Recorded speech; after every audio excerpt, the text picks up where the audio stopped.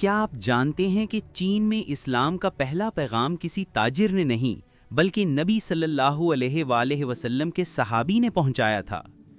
ہاں، 7ویں صدی میں سعد بن ابی وقاص رضی اللہ تعالی عنہ ہزاروں میل کا خطرناک سفر طے کر کے چین پہنچے، اور تاریخ بتاتی ہے کہ چینی بادشاہ نے ان کا استقبال بادشاہوں کی طرح کیا۔ بادشاہ نے جب سعد کی گفتگو، اخلاق اور دیانت دیکھی تو اس نے چین میں پہلی مسجد بنانے کی اجازت دے دی۔ آج بھی وہ مسجد ہوائشینگ مسجد کے نام سے موجود ہے اور اسے چین کی سب سے قدیم مسجد کہا جاتا ہے۔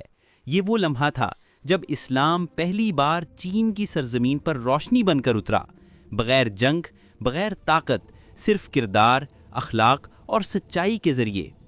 اگر آپ جاننا چاہتے ہیں کہ سعد بن ابی وقاص رضی اللہ تعالی عنہ نے چین میں کیا چیلنجز کا سامنا کیا، چینی دربار میں وہ کیا بات ہوئی جس نے سب کچھ بدل دیا، تو پھر پوری تفصیلی ڈاکیومنٹری ہمارے یوٹیوب چینل پر ابھی دیکھیں۔